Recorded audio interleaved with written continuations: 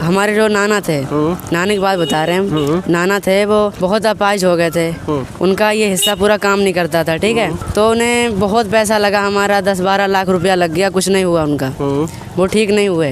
तो एक पादरी साहब थे जो, उन्होंने कहा हमारे चर्च में एक बार ले आइए आप, विश्वास से कहा। तो हमारे नाना गए, हम लोग लेके गए उन्हें, 1 महीने के अंदर वो ठीक हो गए। अच्छा, 1 महीने के अंदर। तो हमने कहा रहेगा हमारा धर्म ठाकुर ही, पर हमारा जो ईश्वर है, खुदा मेरा परमेश्वर, हम उन्हें मानते हैं। अब हमें चाहे आप क्रिश्चियन समझ लीजिए या ठाकुर समझ लीजिए, वैसे हमारा जो पूजा किसकी करते हैं? पूजा हम करते हैं यीशु मसीह की। ईसा मसीह की करते हैं? जी हाँ। अच्छा, भगवान राम की नहीं करते हैं? जी नहीं। है क्यों? हमें उनसे, जब उन्होंने हमें कुछ दिया नहीं, हम उनसे क्यों प्रार्थना करें? उनके हम मंदिर में इतना गए, उन्होंने हमारे नाना को ठीक नहीं कर पाया। हम अपने एक ईश्वर के 1 महीने गए, मेरे नाना को ठीक कर दिया। अच्छा, जहाँ से हमें मिल पाएगा वहीं हम जाएंगे।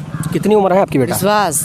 जी हाँ। आपकी उम्र कितनी है? हमारी उम्र है 13 साल। 13 साल। जी हाँ। ये सब आपको किसने बताया?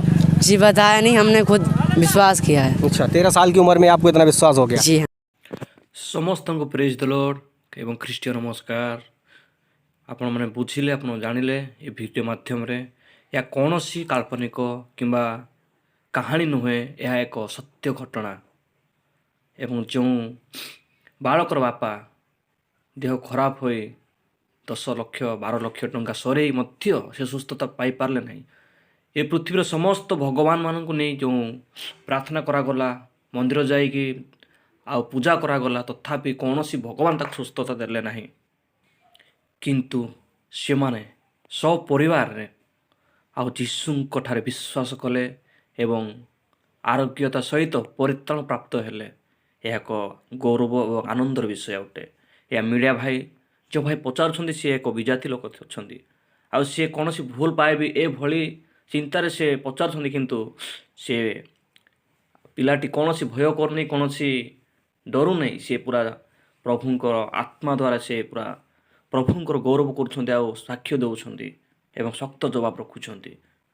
वास्तव में मोर प्रिय माने जीशुंकर शक्ति सामान्य शक्ति नुहे, एक अद्भुत आश्चर्य विषय अटे, जहाँकि मनुष्य को आश्चर्य लगे, कारण प्रभु ही आश्चर्य अटंती।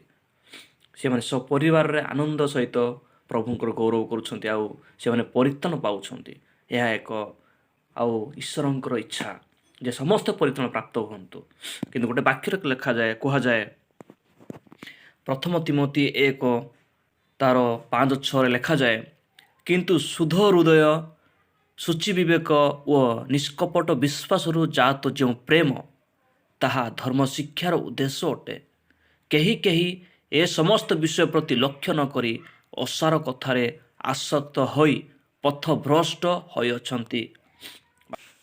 वाक्य कुहे समस्ते पथभ्रष्ट होइअछंती, आ प्रभुंकर इच्छा समस्ते फेरी आसंतु आउ अनंत जीवन पातु। एटा आम देखुचु, बालक कहते रामचंद्र सुस्थ करें ना, कारण तक सुस्थ कर शक्ति ही ना, तो कुआड़ सुस्थ करेंगे? कारण सी आम भाई जन मनुष्य थे, जीशु ना सुस्थ से आउ प्रभु ही सब विषय करें। से विश्वास आज से आलोक आनीदेला, से आरोग्यता आनीदेला, से परित्राण आनीदेला। ये रामचंद्र का पूजा करने छाड़दे आउ जीशु को पूजा करने आरंभ कले।